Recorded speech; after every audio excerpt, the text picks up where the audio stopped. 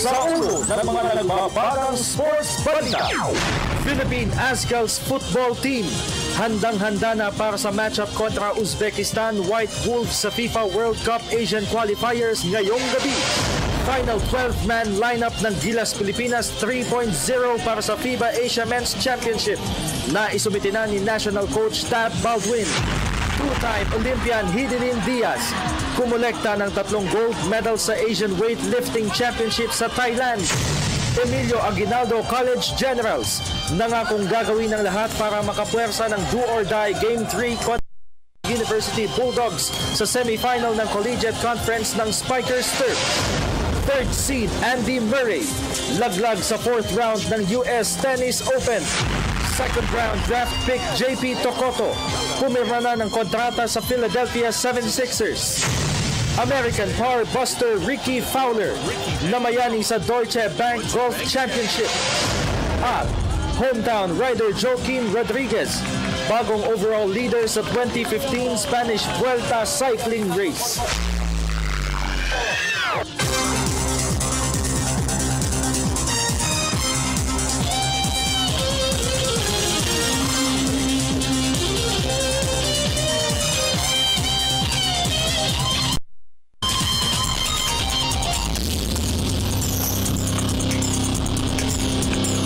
Magandang gabi po sa inyo lahat. Ako po si Dennis Principe, kasama si Meg Siozon. Maghahatid sa inyo ng pinakahuling kaganapan sa daigdig ng palakasan. Sa football, handang-handa na ang Philippine Azkals para sa importanteng laban kontra Uzbekistan White Wolves sa FIFA World Cup Asian Qualifier sa Philippine Stadium sa Bocaue, Bulacan ngayong gabi. May record na 2 wins and 0 loss. Nagbalasa ng roster ang national coaching staff upang mas mapalakas ang kanilang tsansa na ma-upset ang Uzbek counterparts. At nakatutok sa mga kaganapan sa Philippine Stadium ang aming kasamang si Arian Malyari. At narito ang kanyang report via phone patch mula Bocaue, Bulacan. Arian? Yes, Dennis, as early as 4 o'clock today ay nagsimula na ngang dumagsa ang mga football fans dito sa Philippine Sports Stadium sa Bocaue, Bulacan. Ito'y upang masaksihan ang pinaka-importanteng laban ng Philippine Azkals football team kontra higher-rated rival Uzbekistan sa pagpapatuloy pa rin ng FIFA World Cup Asian Qualifiers. Dito sa Philippine Arena na may kabuoang lawak na 140 hectares at 103 by 68 meters grass surface na kayang mag-occupy ng 25,000 people ay talagang 2 ulit ang laki nito sa Rizal Memorial Stadium dyan sa Maynila. Ramdam na ang excitement ng lahat kung saan tinatayang at least nasa 6,000 yung darating dito ngayon. Kapansin-pansin din kanina na sa aming pagdating dito ay nakakalat na rin yung mga security staff at medical teams upang masigurong ligtas ang lahat. May mga booths din dito para sa mga audience, may food stalls, merong souvenir shops. Ngayon ng gabi ay mag-aasam ang Philippine Azkals na maitala ang kanilang third FIFA World Cup Asian Qualifiers kung saan nauna na nilang kuyang nasa rank 76 ang Uzbek counterparts, habang 49 naman ang agwat nito sa Pilipinas sa ating current world ranking na 125th. Ito ang unang pagsasagupa nitong Uzbek counterparts at ang Philippine Azkals, kung kaya't sa nating report nabanggit nga nitong si Coach Thomas Dooley na talagang well experienced at talagang higher rated nga itong Uzbek counterparts. Kumbaga hindi natin dapat silang maliitin, ituturin talagang ng Philippine Azkals na importanteng laban yung ngayong gabi. Sa ngayon nga, nasa ikalawang pwesto pa rin ang Pilipinas sa Group H ng preliminaries. Sa likuran pa rin ng powerhouse North Korea, habang nasa pangatlong pwesto naman itong Uzbekistan na ating makakatapat ngayong gabi. Sa ngayon ay kasama ko itong mga media teams, photographers, online vloggers, ganyan. Nandito pa rin syempre kami, standby pa rin kami. Bagamat nagsisimula ng sumungit ang panahon, wala nang makakapigil dito sa importanteng laban ng ating pambansang koponan. Yan po muna ang ating update dito sa Philippine Sports Stadium dito sa Bocaue, Bulacan. Muli po, ako po si Arian Malyari, Telebisyon ng Bayan, back to studio. Sa basketball, Naisumite na ni National Coach Tab Baldwin ang final 12-man roster ng Gilas Pilipinas 3.0 para sa FIBA Asia Men's Championship sa Gangsha, China. At ang isa sa mga aminadong mag-cheer sa bawat laro ng Philippine Quintet sa 11-day Cage Fest ay si reigning NBA MVP Stephen Curry. May report si Haji Kaaminyo. Aminado ang isang NBA star na bumisita sa bansa na isa siya sa mga tagahanga ng Gilas Pilipinas National. Ayon kay Golden State Warriors star point guard Stephen Curry, isa siya sa mga nananalangin na sana'y magkampiyon ang Gilas Pilipinas sa FIBA Asia Men's Championship na isang qualifier para sa 2016 Rio Olympics. Just have confidence in yourselves, go out, have fun, enjoy the process of playing for your country, but leave it all on the floor because it's such a short window of time that you have to realize your goal. So I'm rooting for them and hopefully they get it done. At dahil gusto niyang manalo ang Gilas Pilipinas, pinayuhan ni Curry ang mga national dribblers na magpamalas ng tapang ng puso sa bawat laro. Just go at it. Don't leave. Don't hold anything back. It's an amazing opportunity that's in front of you. So whatever style you want to play with, a small ball or shooting a lot of threes or playing up tempo, embrace it, play it to the best of your ability, show some heart, and hopefully you'll achieve whatever goal. Obviously qualify for the Olympics, but you achieve the goal that they set. Sa ngayon ay naisumite na ni National Coach Tab Baldwin sa FIBA Asia organizers ang final 12-man lineup ng Gilas Pilipinas 3.0 para sa September 23 to October 3 Cage Fest. Para sa PTV Sports, Haji Kaaminyo, Telebisyon ng Bayan. Sa PBA, pinuri naman ni Global Port Batang Pier forward Mark Isip ang patuloy ng performance ng kanyang teammate ng si Gilas Pilipinas star point guard Terrence Romeo. Nagbabalik si Haji Kaaminyo. Kumbinsido si Global Port Batang Pier forward Mark Isip na ang kanyang teammate na si Terrence Romeo ang isa sa pinakamahusay na point guard ngayon sa PBA. Sa loob ng 2 seasons pa lamang na paglalaro sa liga ay napasama na agad si Romeo sa Gilas Pilipinas training pool.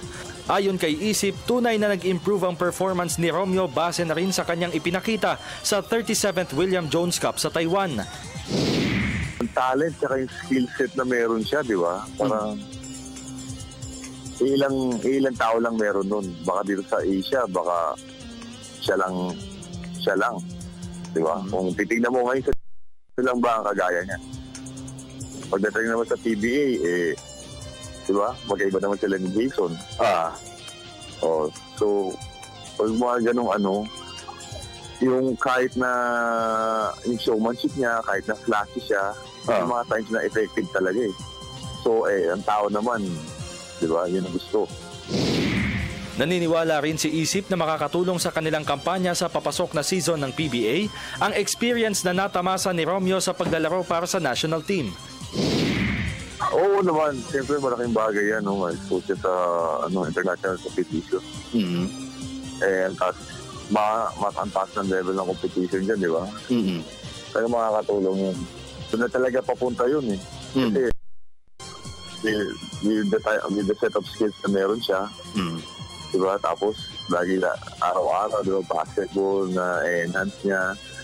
Tapos dumarating na rin yung maturity niya. Hindi naman siya tumitigil sa paglalaro ng basketball eh. Talagang wala talaga pupuntahan niya kung hindi mag-improve siya.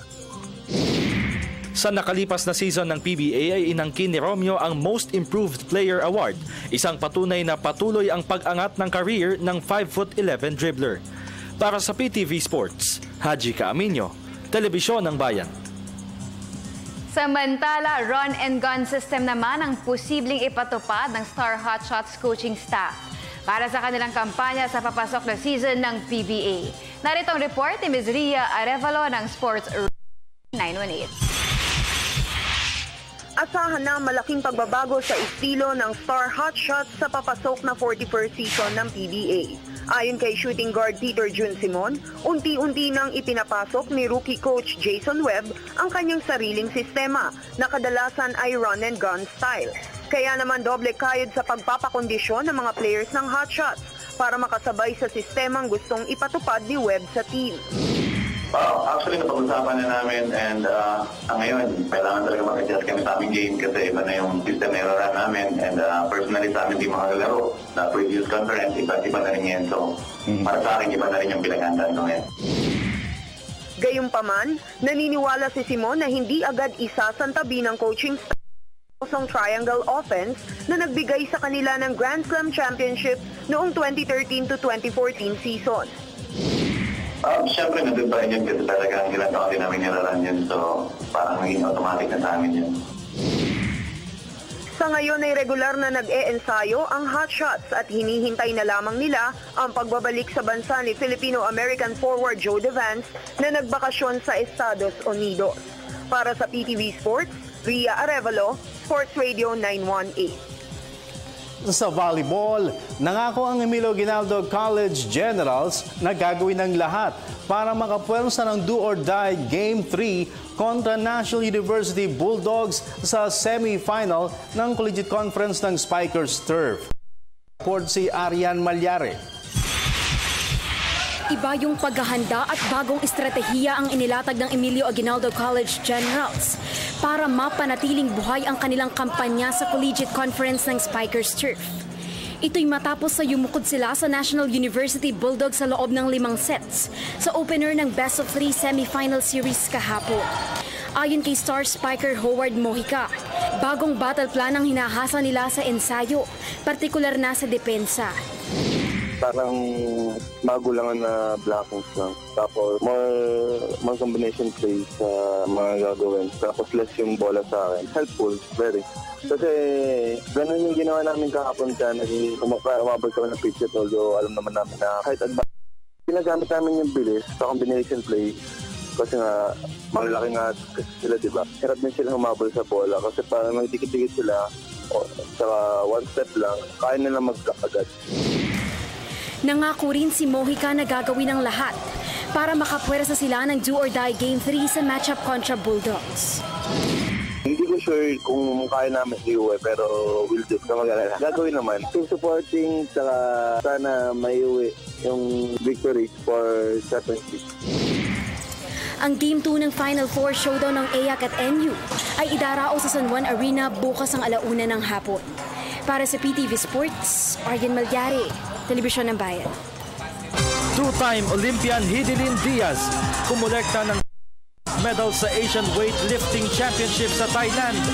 Yan at ang iba pang mga kaganapan sa local sports scene sa pagbabalik ng PTV Sports. Nagbabalik ang PTV Sports sa boxing. Ibinaling na nila national pugilist Rojen Ladon at Yumi ang atensyon sa kanilang nalalapit na pagsuntok sa World Boxing Championships sa Doha, Qatar. Ito'y matapos ang kapang sila mga sungkit ng silver medal sa nakalipas sa Asian Championships sa Thailand. May report si Arian Malyare. Nagbalik agad sa training camp sina light flyweight Rojen Ladon at welterweight Yumir Felix Marshall. Ito'y bilang preparasyon para sa kanilang asam na makasungkit ng tiket patungong 2016 Rio Olympics. Kapwa nakapagsubi ng silver medal sa Asian Championship sina Ladon at Marshall, kaya't pareho silang susuntok sa Olympic qualifier na World Championship sa Doha, Qatar sa susunod na buwan. Sa panayam ng PTV Sports, kapwa tiniyak ni na Marshall at Ladon na magdodoble kayod sila sa ensayo. Lupat eksaktong 1 buwan na lamang bago sumiklab ang aksyon sa Qatar Slugfest. Nakita ko talaga yung sa laro, ma'am, kung paano ka mananalo. Dapat aggressive ka talaga, ma'am, last 1 minute. Yun ang na-observan ko yun, ma'am.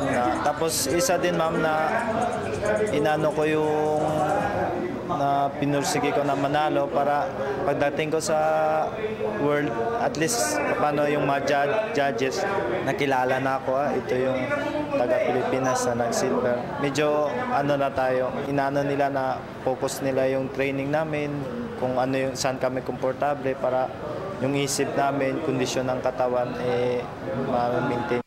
Napakalaking tulong po sa akin kasi marami din po akong nakukuha technique sa mga kalaban ko. Marami po akong i-improve sa aking sarili. Yung example, yung power, tsaka yung mga technique na i-apply ko sa aking laban. Nangako rin sina Marshall at Ladon na gagawin ang lahat para matupad ang kanilang pangarap na makapagpartisipa sa 31st Olympiad. Lahat sa ensayo ibibigay ko, kahit sa isip ko na kahit tutulo na ng dugo yung katawan ko, ibibigay ko talaga lahat kasi ito na yun 4 years na naman ako maghihintay kung di ako ma-qualify dito. Yung laro na to, yung para sa Olympic to, para sa bayan at una-una talaga para sa tatay ko na siya talaga yung inspirasyon ko. Yung lahat ng laro ko, kung kinakabahan ako, pag nahihina ako, wala akong gana minsan sa training, ito yung pangarap niya, kaya lahat gagawin ko. Doble kahit po sa training para pagdating sa laban, ilalabas na lang. Siyempre, gusto ko rin makamit ang gintong medalya sa Olympic po. Pangarap din namin na kasi wala pang may naka-gold sa Olympic kaya pinapangarap din namin na maging kabilang kami sa Olympic po. Ang mga aksyon sa World Boxing Championships ay opisyal na magsisimula sa Oktubre 8 at magwawakas sa Oktubre 18. Para sa PTV Sports, Aryan Malyari, Telebisyon ng Bayan. Sa boxing, naniniwala naman ang isang kilalang boxing analyst ng bansa na tama ang desisyon ng magkapatid na Dodi Boy Jr. at Dave Peñalosa na sumanib sa stable ni American boxing manager Cameron Duncan. Narito ang report ni Mr. Rekyap Santos ng Sports Radio 918.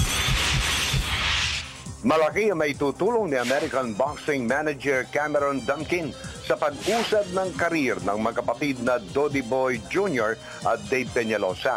Ayon kay well-known boxing analyst Attorney Ed Tolentino, hindi matatawaran ang impluensya at respeto na taglay ni Duncan na maaaring maging susi sa pagtahak patungo sa tagumpay ng Peñalosa siblings.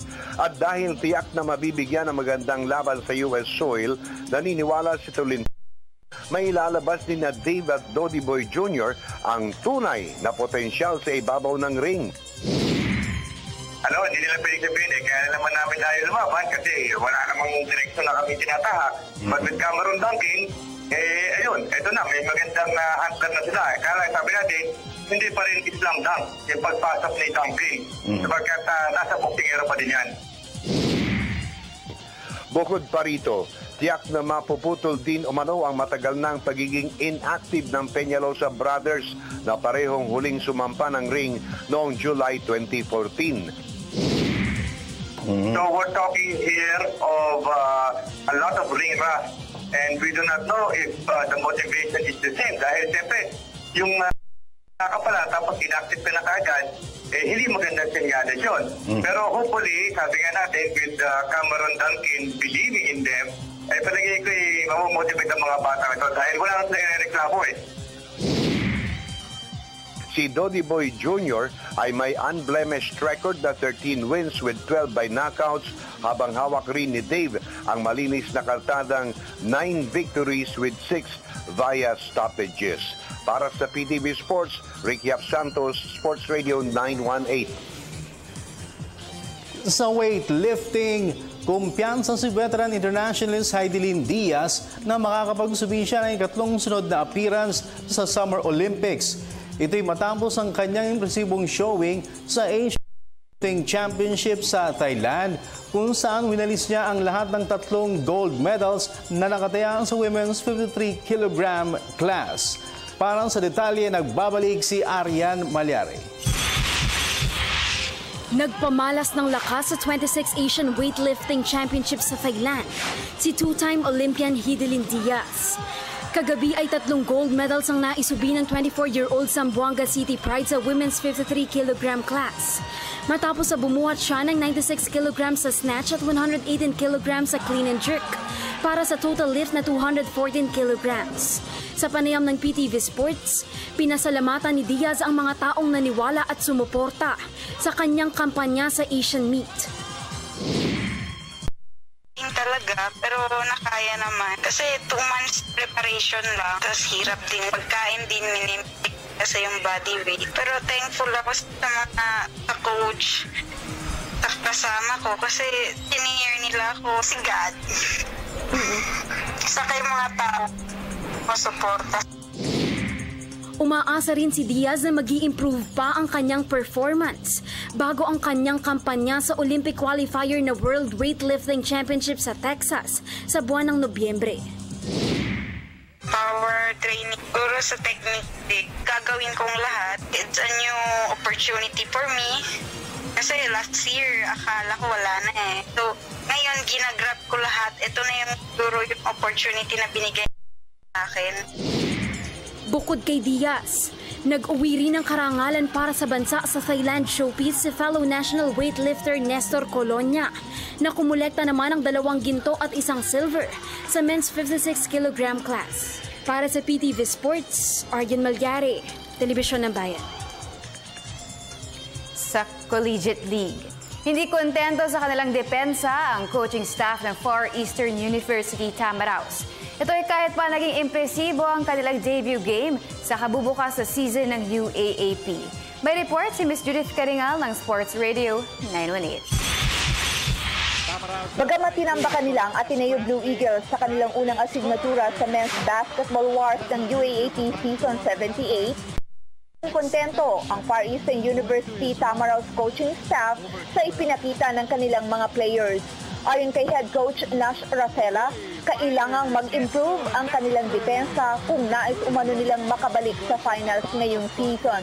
Isa sa mga tinura ni Racela ay ang malamyang depensa kay Ateneo star point guard Ita Ravena na sa kabila ng nalasap na kabiguan ay nagawang magbaon ng 25 points.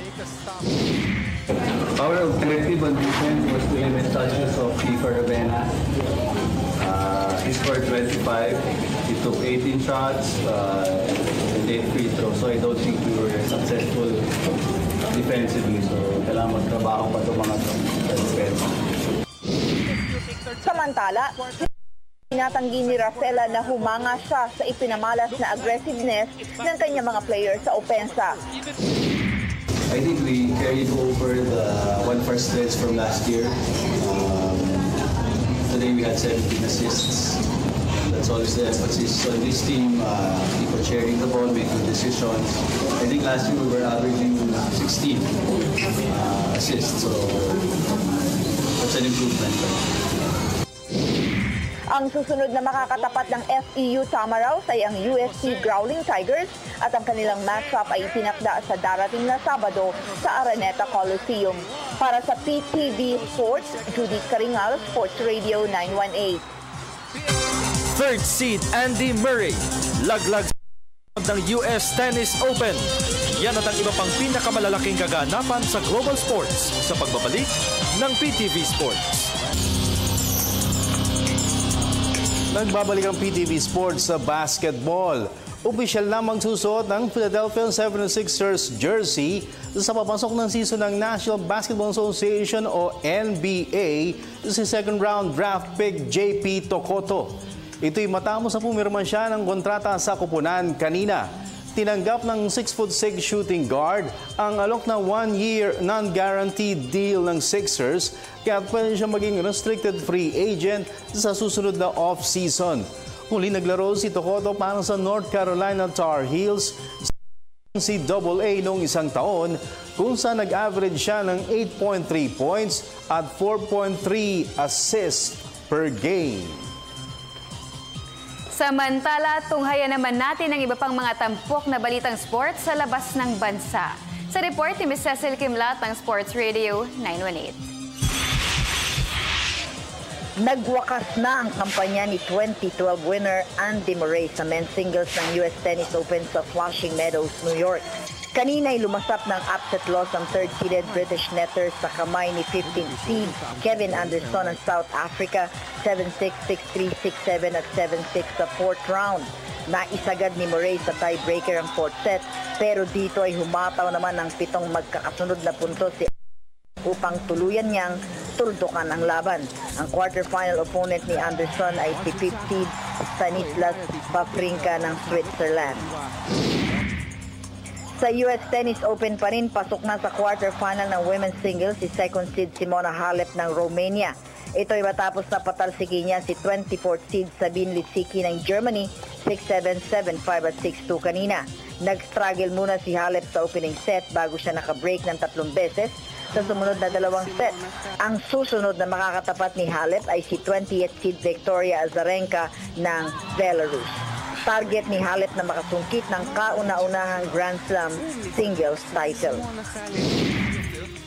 Sa golf, isang come-from-behind victory ang nairi Fowler sa Deutsche Bank Championship sa Norton, Massachusetts. Kanina ay pumalo ang 26-year-old American ng 3-under-68 sa final round upang magwagi siya ng one-shot laban kay Henrik Stenson ng Sweden. Napag-iwanan ng 3 strokes papasok sa back 9. Naka-birdie si Fowler sa 11th at 14th holes bago niya tuluyang kinontrol ang laban nang mag-double bogey si Stenson sa 16th hole. Nagsumite si Fowler ng 4-day aggregate score na 15 under 269 sa TPC Boston course at naibulsa niya ang top prize na $1.4 million. Sa football, napalapit ng isang hakbang patungo sa knockout stage ng 2016 European Championship ang Team Germany. Tapos sa maungusan nila ang Scotland 3-2 kanina upang makasiguro sila ng top 2 finish sa Group D. Si forward Thomas Müller ang bumandera para sa Germany sa kanyang na-convert na 2 goals at siya rin ang nag-set up para maipasok ni midfielder Ilkay Gundogan ang winning goal sa 54th minute. Dahil sa panalo, inukupa ng Germany ang solo leadership sa Group D sa kanilang nalilikom na 19 points at ang susunod na makakaharap nila ay ang koponan ng Ireland. At sa multi-stage cycling, may bagong overall leader na ang Spanish Vuelta cycling race. Siya ay si hometown rider Joaquim Rodriguez na tumapos na kabilang sa peloton sa Mountainous Stage 16 kagabi. Ang 185-kilometer naman ni Frank Schleck ng Luxembourg sa clocking na 5 hours, 49 minutes and 56 seconds. Sa ngayon ay hawak ni Rodriguez ang manipis na 1 second advantage overall laban kay overnight leader Fabio Aru ng Italy papasok sa huling 5 stages ng 3-week bike fest. Para sa PTV Sports, Cecil Kimlat, Sports Radio 918. Sa ating question of the day, ano sa tingin ninyo ang magiging score ng showdown ng Philippine Azkals at Uzbekistan White Wolves sa FIFA World Cup Asian Qualifiers ngayong gabi? Yan at ang iba pa ninyong katanungan sa ating iSports segment sa pagbabalik ng PTV Sports. At nagbabalik ang PTV Sports. Ay, maulan. Maulan gabi sa inyong lahat. Yan, good evening, Haji. Good evening, Janice. Meg, how are you? Yan. Naku, bago tayo magbigay ng question of the day. Update. Hindi, bago yung update question of the day muna. Ating latest sa Gilas Pilipinas na yati ni Haji. Question of the day muna, Meg. Ang question of the day natin is, ano sa tingin ninyo ang magiging score ng showdown ng Philippine Azkals at Uzbekistan? Send your answers at facebook.com/PTV4Sports or via our Twitter at PTV4_. Okay, meron tayong yung number. Ayan, at siyempre sa mga gusto pong tumawag at gusto po ninyong marinig ang inyong mga tinig, all you have to do is magpa-load. Hindi ka makatawag kung walang load o kaya mag-unli sa Globe 0916-391-5222. Again, 0916-391-5222. Tawag lamang po wala hong text muna. Ayan, tawag lang. Sige, go ahead. Ano yung breaking mo dyan, Haji? Ito na nga po, kapapasok lang na balita, mainit pa. Ilang minuto lang po nakalipas nang ilabas po ang statement ng Samahang Basketball ng Pilipinas. Kaugnay nga po sa Final 12. Final 12 ng Gilas Pilipinas na magko-compete sa FIBA Asia Men's Championship. So, isa-isahin natin. Sino yan? Sige. Okay. Una. First on the list. Ina na to. Alphabetical order to, Okay, go. Sige. Okay. Abueva Calvin. Hoy, pumasok. Nga. Number 2. Hindi ako nagtaka. Number 2, Blatch Andre. Okay. Okay, kain. Andre Blatch. Kain pa more. Number 3, De Ocampo Ranidel. Parang graduation. Siyempre. De Ocampo Ranidel. Number 4, Ganuelas Matt. So, Matt Ganuelas roster, pasok po at number 4. Number 5, Ontiveros Dondon. Diba? Kung alphabetical yan, wala na yung Clarkson. Oo nga, no? Na-skip. Number 6, Intal JC. JC! Very, very nice guy. Number 7, Norwood Game. Another nice guy. Number 8, Pingris Mark. Siyempre, puso. Number 9, Romeo Terence. Pasok si Terence Mr. Romeo. Taiwan. Number 10, Taulava Asi. Ay, dapat lang. Number 11, Thos Sunny. Siyempre, lalo na. At last but definitely not Sino least, yan? Williams. William pala. So, Jason Castro. Supposedly Castro, pero William. Jason Williams sa passport William niya. sa passport. So, yung mga nawala, Gary David. Alapag. Jimmy Alapag. Troy Rosario. At Aldrich Ramos. Aldrich Ramos. Ang daming hindi Si Mo Tautua, kasi nga hindi pwedeng sabay. May naturalize tayo, Andre. So, walang Clarkson. Nor Clarkson. Kasi ang reason pala, we are not able to beat the deadline to secure the necessary clearances on time. Okay. According to SBP. Sayang. Alright. So, ibig sabihin niya, next tournament na lang si Jordan Clarkson, which is 2017 FIBA Asia. Most likely, qualifier yan for the World Cup ng 2019 sa China. Iyon. Masakit mong ulit-ulitin sa China. 2019. Puso. Yes. So again, sa mga katututok lang, na ilabas na po yung final 12 lineup. 4 po yung nalaglag doon. Si Gary David, si Jimmy Alapag, si Aldrich Ramos, at Troy Rosario. Madali, kasi Troy Rosario kasi Bet siguro... mo pa naman si Troy Rosario. Hindi, ano lang yun, sa akin lang yun. Siguro bata pa for Coach Tab. Sino pinawala? Aldrich Ramos, medyo yung position niya is well taken care of, ika nga. No? Gary David. Gary David. Alam mo, sa tingin ko, ang naging drawback ni Gary David was hindi talaga naging explosive or ine-expect sa kanya. Hindi niya nailabas ng FIBA Asia, ng World Championship, di ba? Parang isang game lang ata ng FIBA Asia, no? So, siguro, nakita ni Coach Tab na medyo yung laro niya baka hindi akma for international. Kasi alam niyo naman si Gary David sa PBA, naglalaro yan 30, 32, 34 minutes.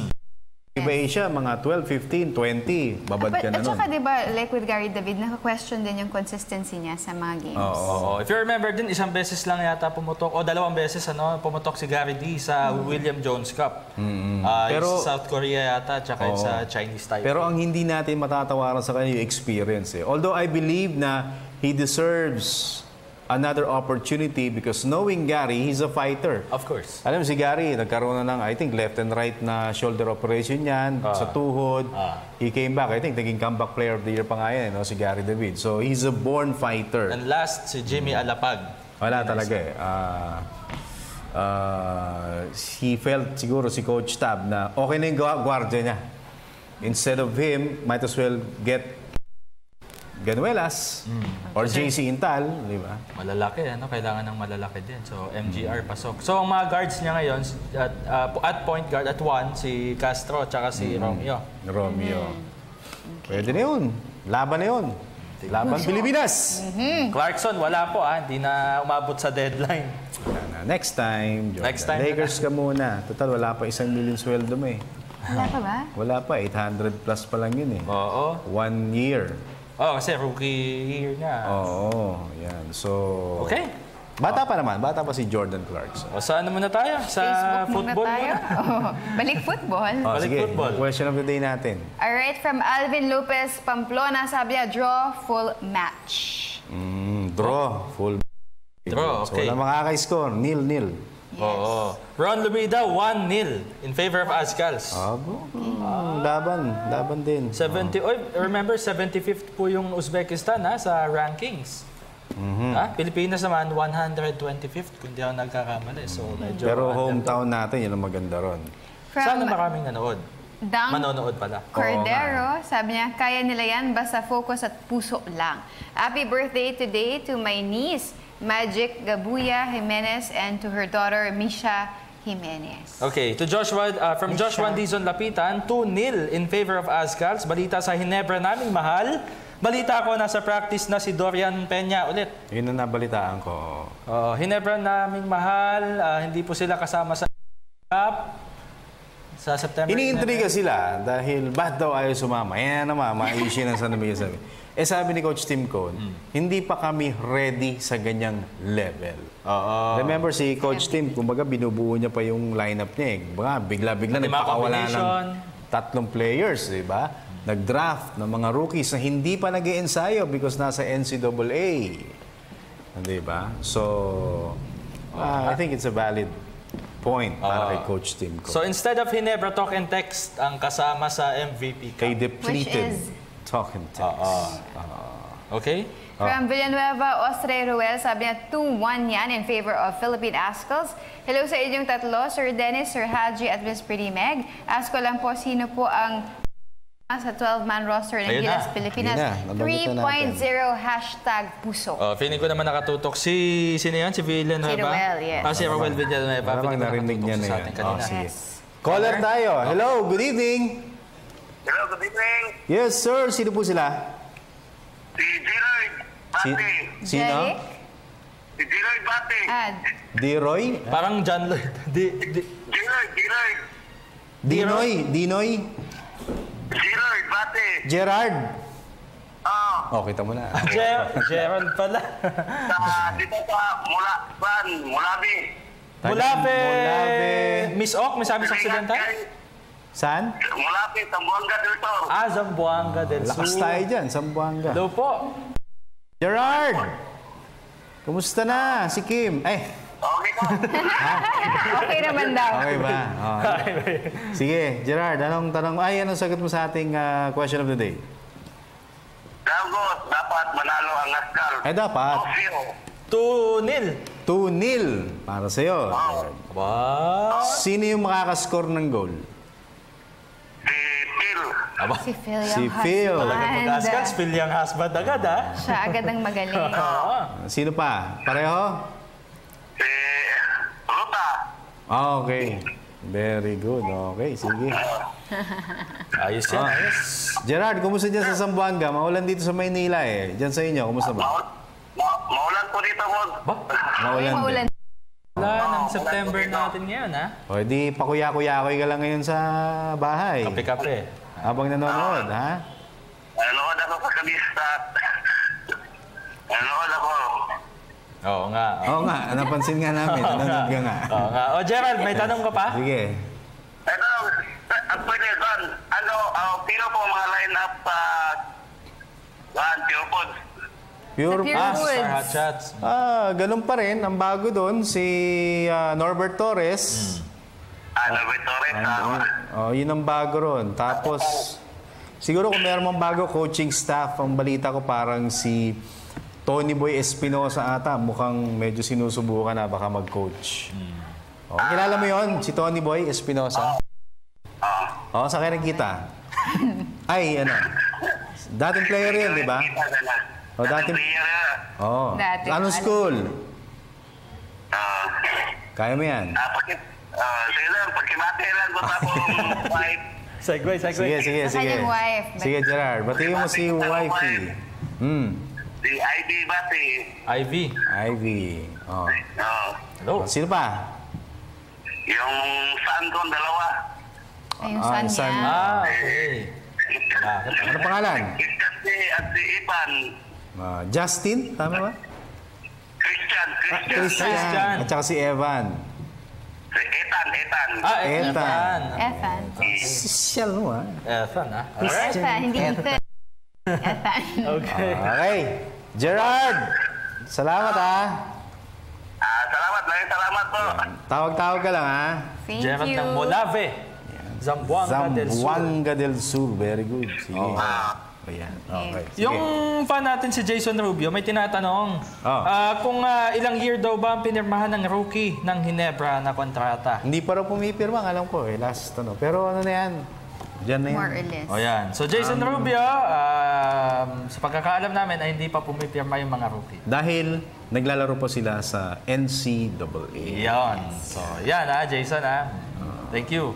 Alright, from Papa Dave Alvarado, sabi niya, I'm rooting for the Ascals, but I have to admit it would be a 1-0 result for the 75th Uzbekistan. It is a tall order for the 125th Philippines.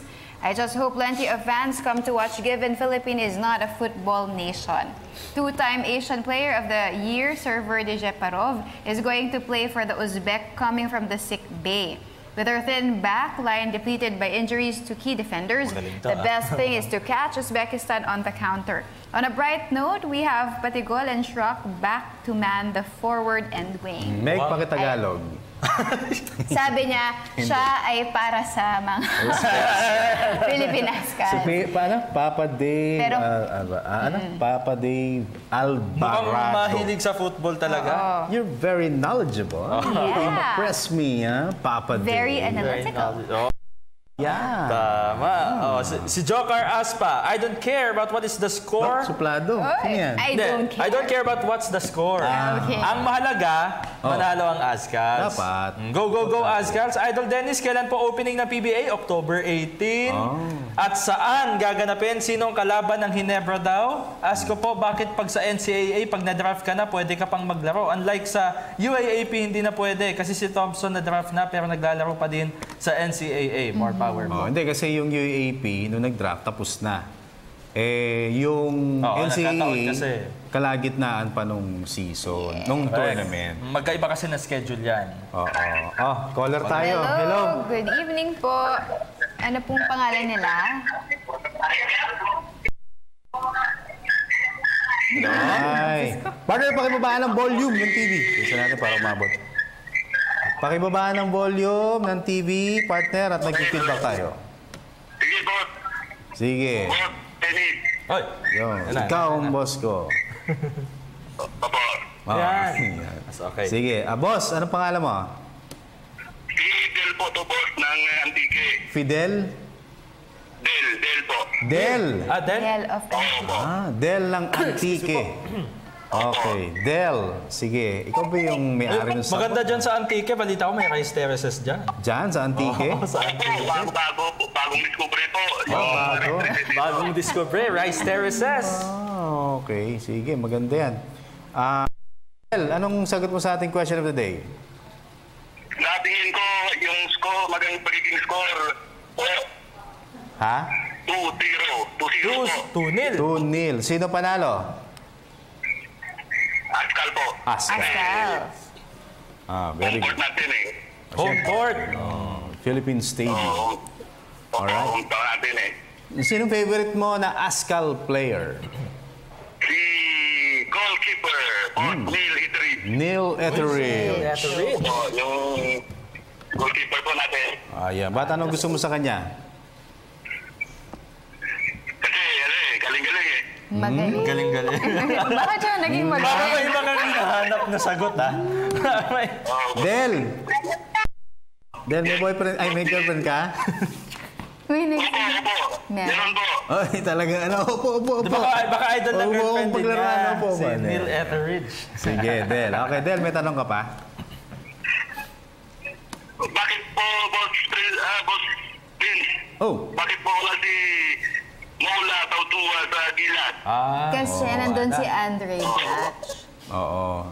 Kasi si Mo, pwede lang siya na naturalize. Ang problema sa FIBA, bawat country, isa lang ang pwedeng naturalize. Isa lang? Ganun po ba? Hindi pwede Kaya pala wala si DPD sabay si Black saka si Tautua. Oo. Si Marcos Dotis. Oo, yun. Tama. Sa nakaraan. Hindi pwede. Kasi, hindi din pwede yun. Siguro, naalala ni Del na there was a time na nandito si Andre Blatch, andito rin si Douthit. Kaya pinili ng team or ng SBP si Andre Blatch. Opo. Okay, tanong? Hey, Del. Pwede po mate. Sige. Go. Okay, binabati ko po yung tatay ko. Tatay Bert, Ilarde. Tatay Bert. Saka yung Tatay Bert, Ilarde po. Ilarde ba? Ilarde, opo. Bilarde. Elarde po. Elarde. Sige. Saka yung dalawa kong pamangkin. Oh. Si Amram tsaka si Adelbert. Yeah. Okay. Thank you, Boss Del. Del, salamat ha. At kumusta dyan sa mga kababayan natin sa Antique? Opo. Salamat po. Good evening. Alright. Good evening. Mabait na mga caller natin. Never pa tayong na di-disappoint. Yes. Huwag lang maputol. Si Norman Bristol, sabi niya, 2-0 pabor po sa Philippine Azcals. Dapat po Barangay Ginebra or San Miguel Beer ang sinali nila sa MVP Cup. Maglalaro na po ba si Andre Blatch? Yes po. Yan. Kasama siya sa 12-man lineup. Alright. Ito merong isa naman, from Dave Villamor. Sabi niya, 1-3 favor sa Uzbekistan. Uy. Bago. Bigat yan. Malaki yan. 1-3. Ako, 1-1. Tabla. Draw yan. Draw. Sa buong match, isang goal. Isang goal para sa Uzbekistan. Okay. Last na. Bye-bye time na raw tayo. Isa pa? Isa na lang. Isang maiksi dyan. Isang maikli. Yung malaman na maiksi. Malamang maiksi? Wait. Yung may Sunday punch. Sige. Ikaw, hanap ka. Naghahanap ako eh. Sige, hanap tayo. Kanyari. Sige. Depende, ito na lang. Hindi ko lang sure kung... Sige. From Carlwin Espuerza, sabi, depende. Basta kahit ano pa man, maging score sa Azcals tayo. Puso. Ay sa Gilas pala yun. Laban Pilipinas. Pabati ang tropang Muan ng Pasig at Team Quezon City Phantoms. Salamat. Okay. Oras, maraming salamat sa ating mga caller at sa mga Facebook friends po natin. Salamat nyo. Maraming salamat din sa View Blends at the House of Silhouettes, Mr. Amis Tumang ng Amazing Playground, Mr. Defriend of California Boo, St. Luke's Medical Center, Miss Babes of Dermesthetics, Frank and Marcel Graphics, My Jewelry Box, and of course, Print Couture. Joshua Dizon Lapitan at saka yung Lapitan family dyan po sa Pulilan, Bulacan. Maraming salamat po sa inyo. Kay Jeffrey Lusterio, maraming salamat. At sa Ulila family dyan po sa Pasig City, thank you very much po sa inyo dyan. Salamat po sa De Los Santos family dyan po sa Nangka, sa Marikina City. At of course, sa Pantua family dyan po sa Liano, Caloocan City. To my mama, I love you. Kay Papa, I love you. Kay Ginger, Ate Rose Ann, and to Miss Aiza. Thank you. Ayan, and we're so proud na nanonood sa ating ngayon ang former president ng Philippine Sports Writers Association, Mr. Jun Lumibaw. Uy, hello, ang sir. sports editor ng Business Mirror. Dati kong boss dyan sa Business Mirror. Tayo dyan. Enjoy tayo dyan. Enjoy na maging boss yan. The very amiable, cool and... Salamat, sir. Cool as a cucumber. Si Jun Lumibaw. Yan. To my wife, Queenie, I love you. Prince Ian, Prince Zoe, Mami Base, Mami G, Daddy Dan, Mama Lau, at saka kay Kuya Bonso, at saka kay Kuya King. Alright, and ang Sports Radio Family, maraming salamat sa inyong walang sawang pagsuporta sa ating program. Pansamantala ko po si Dennis Principe. Megs Yoson. And Haji Caminyo. Hanggang bukas, ito po ang inyong paborito, PTV Sports.